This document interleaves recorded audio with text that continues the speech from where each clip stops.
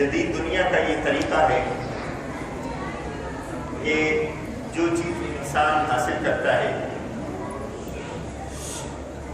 اس کا امپلیمنٹیشن اور اپلائی کرنے کا ایک سلسلہ اور سسٹم ہوتا ہے. آپ نے کچھ سیکھا، کچھ پڑھا، اب سیکھے اور پڑھے ہوئے کو آپ نے اپنی عملی زندگی میں اپلائی کرنا ہے. لیکن کسی کو وہ اپلائی کرنے سے پہلے ہمیشہ ٹیسٹ سے گزرنا ہوتا ہے. یہ آپ امتحان دیں کہ جو آپ نے کورس کیا ہے، جو آپ نے تعلیم حاصل کی ہے، آیا اس میں آپ پرفیکٹ ہیں بھی کہ نہیں، وہ آپ حاصل کر چکے ہیں کہ نہیں. پھر جو آپ اپلائی کرنے جا رہے ہیں وہ کیپیبلٹیز آپ کے اندر پیدا ہوئی ہے کہ نہیں. ایک مقصد تو یہ ہوتا ہے امتحان کا، یہ چیک کیا جائے.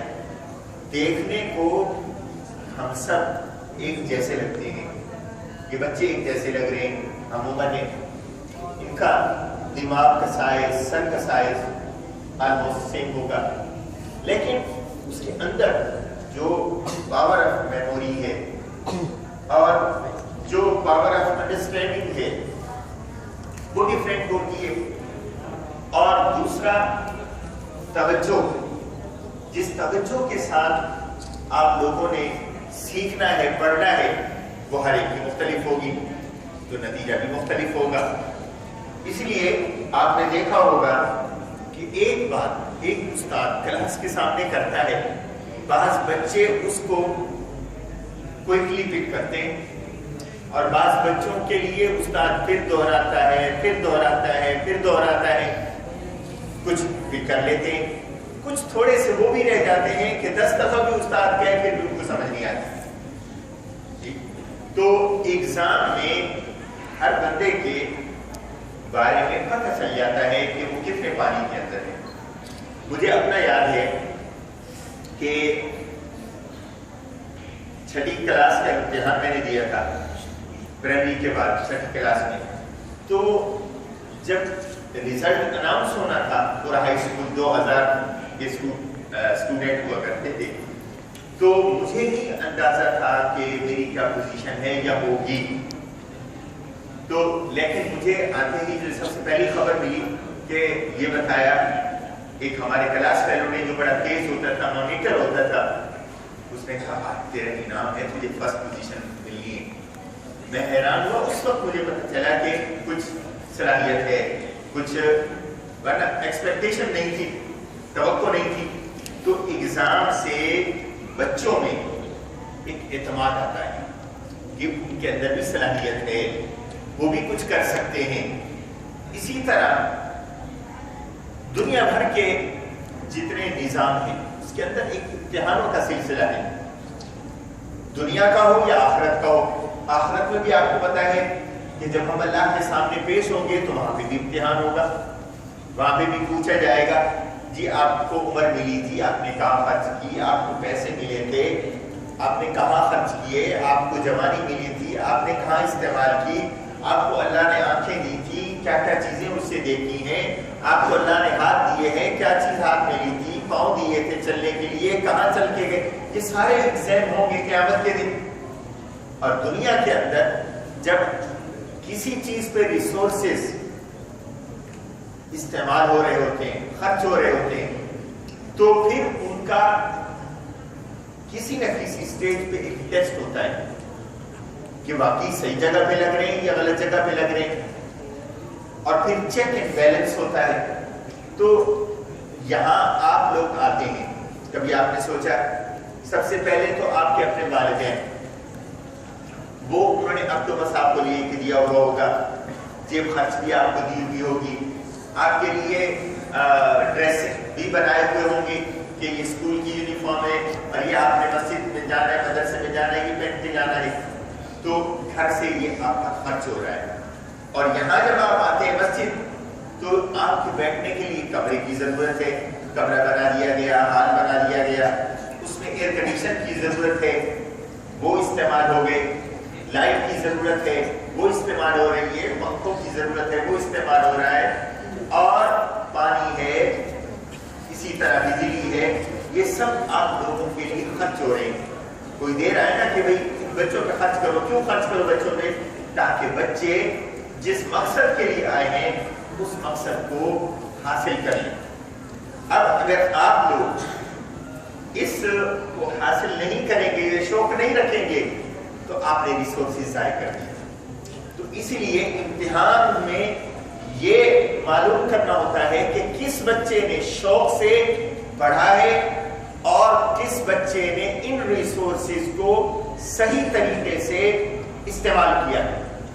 اب یہ مسجد آپ سے کچھ مانگے گی نہیں کہ آپ نے 2 سال یہاں پہ وقت گزارا ہے تو آپ اس 2 سال کی اتنی فیس دو نا، لیکن اگر آپ پڑھ کے جائیں، اچھا پڑھ کے جائیں، تو مسجد والے بھی خوش، استاد بھی خوش کہ یہ ہمارا بچہ ہے۔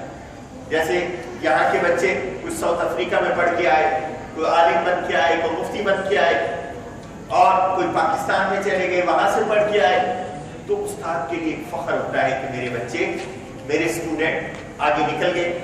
تو آپ لوگوں کے ہاتھ میں استاد کی عزت ہے۔ دوسری بات، استاد جس شوق سے پڑھاتا ہے اس کے اندر بھی کمی بیشی ہوتی ہے۔ یہ امتحان جہاں آپ کا امتحان ہوتا ہے استاد کا بھی امتحان ہے کہ استاد کتنے شوق سے پڑھا رہا ہے۔ میں ذاتی طور پر سمجھتا ہوں اور تجربہ ہے کہ جتنا استاد کو علم پہ، تعلیم پہ، پڑھانے پہ لگانے کا کام بچہ کر سکتا ہے، کوئی دوسرا نہیں کر سکتا۔ یہاں ٹرسٹ ہے، یہاں بڑے بیٹھے ہیں، وہ استادوں کو کہیں پڑھاؤ، وقت زیادہ دو، نہیں کچھ کر سکتے جب تک کہ آپ لوگوں کے اندر شوق نہ ہو۔ اگر بچے اچھے ہوں، پڑھنے کا شوق رکھتے ہوں، استاد مجبور ہو جاتا ہے ٹیلی فون بھی بند، کتابیں پڑھنا بھی بند، گپ شپ بھی بند، یعنی بچے پڑھنے والا ہے، میں نے اس کو سبق دینا ہے۔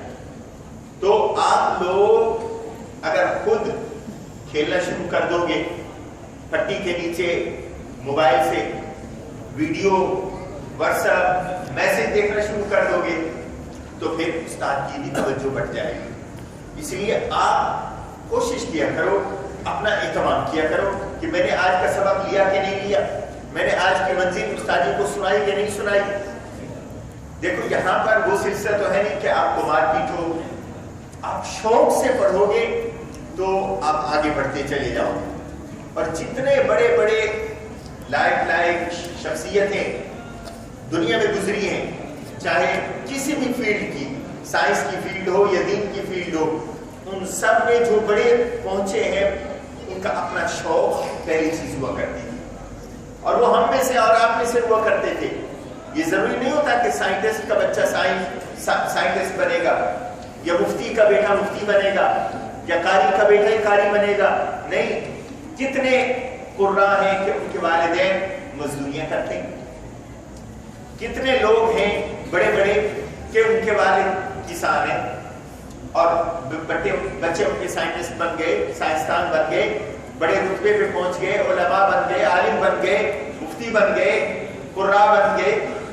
تو بچے کا اگر اپنا شوق ہو تو بچے استاد کو مجبور کر دیتے ہیں سبق میں توجہ دینے پر اور سارا وقت آپ کو دینے پر، اور استاد خوش ہوتا ہے۔ اگر بچہ پڑھنے والا ہو، شوق ہو، استاد کو خوشی ہوتی ہے۔ تو اگر آپ امتحان میں اچھی پوزیشن لیتے ہیں، ہماری بھی عزت، آپ کی اپنی بھی عزت، اور مسجد کا بھی نام۔ اور اگر آپ توجہ نہ دیں، استاد کیا کرے گا؟ ایک دن سختی کرے گا، ہو سکتا ہے کوئی ڈنڈا بھی اٹھا لے یا تھپڑ بھی مار لے، ہو جاتے ہیں کبھی کبھی استاد، وہ بھی انسان ہے، فرسٹریٹڈ ہو جاتے ہیں، استاد بھی غصہ آ جاتا ہے۔ تو ایک دن آپ پر وہ غصہ کرے گا، دوسرے دن کرے گا، تیسرے دن استاد بھی کہے گا چھوڑو یہ نکما ہے، نالائق ہے، پڑھ جو پڑھنا ہے جا۔ یہ ہوتا ہے کہ نہیں ہوتا؟ اسکول میں بھی یہی ہوتا ہے، تو یہ پڑھنے والا نہیں ہے، چھوڑو جی۔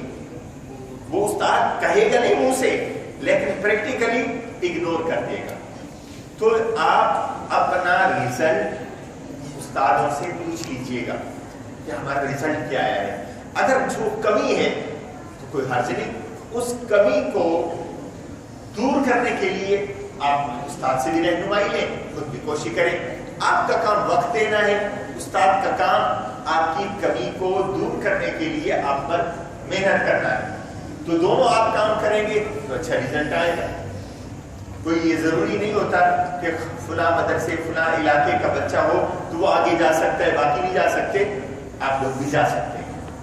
تو اس لیے کوشش کریں. امتحانوں کا مقصد یہ نہیں ہوتا کہ ایک دوسرے کو نیچے دکھانا. امتحانوں کا مقصد آپ کے لیے یہ ہوتا ہے کہ آپ کو پتہ چلے کہ آپ کتنے پانی کے اندر ہیں, آپ کے اندر کیا کمزوریاں ہیں, آپ کے اندر کیا خوبیاں ہیں, اور خوبیاں ہیں تو مزید اس کو کیسے امپروو کیا جا سکتا ہے, اور اگر کمزوری ہے, خامی ہے, تو اس کو کیسے دور کیا جا سکتا ہے. اور اس میں فائدہ آپ کا ہے. اور اس عمر میں جو آپ پڑھ لیں گے, سیکھ لیں گے, وہ بڑی عمر میں ہم جتنا بھی کوشش کریں اچھی آواز بنانے کی وہ نہیں کر سکتے. آپ ہمارے بچوں کی طرح ہیں, بچوں کو اسکول بھیجتے ہیں, چند دنوں کے بعد, مہینوں کے بعد ان کا ایکسنٹ انگلش کا بہترین ہو جاتا ہے. ہم ان سے زیادہ انگلش پڑھ بھی لیں, سن بھی لیں, وہ نہیں ہو سکتے. اس لیے کہ آپ کی عمر ایسی ہے کہ اس عمر میں جو چیز آپ حاصل کریں گے وہ ذہن میں بیٹھتی چلی جائے گی اور آپ اس پر گرپ پا لیں گے. اور اگر یہ عمر آپ نے ضائع کر دی, جس طرح کافی بچے ضائع کر دیتے ہیں, تو پھر بڑی عمر میں پہنچ کے سوائے پچھتاوے کے کچھ نہیں ہوگا.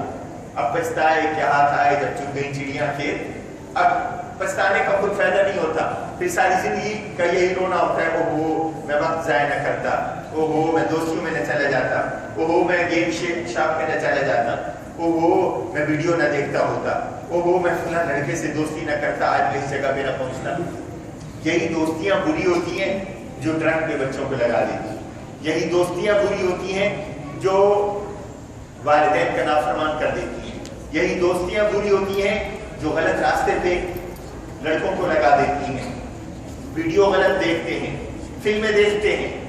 اس لیے آپ ایک تو امتحان کے ذریعے یہ جانیں گے کہ آپ کی اپنی پوزیشن کیا ہے. دوسرا, مختلف مدرسوں کے بچے جب اکٹھے ہوتے ہیں تو آپ ایک دوسرے کے سے تعارف بھی حاصل کرتے ہیں. اور اگر کسی مدرسے کا بچہ اچھا پڑھنے والا ہے تو آپ انسپائر ہوتے ہیں کہ یار وہ بچہ لڑکا اچھا ہے, ہم بھی کیوں نہ اس طرح پڑھیں. اور پھر آج کے دور میں یوٹیوب ہے جہاں آپ بہت ساری چیزیں دیکھتے ہیں. ماں باپ نے آپ کو, آپ میں سے اکثر کے پاس اسمارٹ فون ہوں گے, یوٹیوب ہے آپ دیکھتے رہتے ہیں, تو اس میں آپ ان قاریوں کی آوازوں کو سنیں, ان قاریوں کو سنیں جو آپ کو اچھا لگتا ہے, اور پھر اس طرح اس کی کاپی کرنے کی کوشش کریں. لیکن میں پھر بتاؤں, کبھی بھی یوٹیوب استاد نہیں بن سکتی. کبھی بھی غلطیاں رہ جاتی ہیں. بے شک آپ کاپی کریں جب تک کہ استاد اس کو کریکٹ نہ کرائے. اگر صرف انٹرنیٹ یا یوٹیوب سے انسان آگے بڑھ سکتا ہوتا تو یہ اسکول بند ہو چکے ہوتے. اور جتنی اوپن یونیورسٹیاں ہیں دنیا کے اندر, خود اوپن یونیورسٹیوں کے چلانے والے کہتے ہیں کہ استاد کے بغیر انسان آگے نہیں بڑھ سکتا. اس لیے استاد ایک ماڈل ہوتا ہے. استاد, آپ ایک چیز پڑھیں گے, استاد نے کئی چیزیں پڑھی ہوئی ہوں گی, اور آپ کے ذہن میں آنے والے سوالوں کا جواب استاد دے سکتا ہے, اس وقت انٹرنیٹ نہیں دے سکتا, کوئی اور نہیں بتا سکتا. اس لیے استاد ایک نعمت ہے. اس لیے اللہ کے رسول صلی اللہ علیہ وسلم کو اللہ نے دنیا کی طرف بھیجا تو کتاب دے کے بھیجا. صرف کتاب نہیں بھیجی کہ چلو کتاب فلاں جگہ پڑھیے جو تم پڑھ لینا اور اس کو سمجھ لینا, بلکہ اللہ کے رسول بھی ساتھ آئے تاکہ کتاب جب دنیا کے اندر جائے تو اس کتاب کو سمجھنے والا, اس کو صحیح طریقے سے پڑھنے والا خود اللہ کے رسول ایک نمونہ ہو, اور پھر وہ آگے تک چلے. یہی وجہ ہے کہ جو کام اللہ کے رسول صلی اللہ علیہ وسلم سے شروع ہوا آج تک یہ چل رہا ہے. حضور صلی اللہ علیہ وسلم کبھی کبھی خود کہہ دیتے اپنے شاگردوں میں سے, صحابہ جن کو کہتے ہیں کہ تم سناؤ. عبداللہ بن مسعود سے کہا کہ آپ قرآن سناؤ. میں سورہ نساء پڑھنا شروع کر دی تو حضور سنتے رہے. تو اللہ کے رسول علیہ السلام صحابہ سے قرآن سنتے تھے, تراویح کے لیے کھڑا کر دیتے تھے, مسجد کے اندر تراویح ہیں، حضور کبھی ادھر ایک امام کے پیچھے کبھی دوسرے امام کے پیچھے قرآن سنتے تھے تاکہ یہ معلوم کریں کہ جو میں نے سبق ان کو دیا ہے وہ صحیح ہے بھی کہ نہیں. اسی لیے آپ بھی شوق سے یہ ڈرا نہیں کریں وہ میری تو غلطیاں آ جائیں گی، استاد مجھے کسی لڑکے کے سپرد کر دے. لڑکوں کی آپس میں دوستی ہوتی ہے، غلطیاں آئیں گی چھپا دے گا، بتائے گا نہیں. ہوتا ہے کہ نہیں ہوتا آپ کے یہاں کہ آپ نہیں چھپاتے؟ تو لیکن اگر استاد کو سنائے وہ سب سے اچھا ہوتا ہے.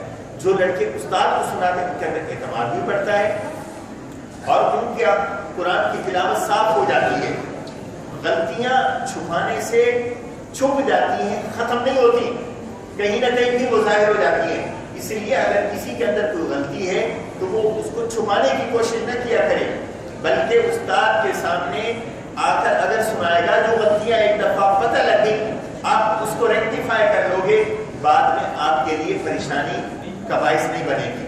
اس لیے کوشش کرو کہ استاد کی توجہ حاصل کرو اور اپنے آپ کو بہتر بناؤ. اللہ تعالیٰ آپ کو کامیاب بنائے اس امتحان کے اندر بھی اور اسکولوں کے امتحان کے اندر بھی. اللہ دونوں کے اندر آپ کو کامیابی نصیب فرمائے.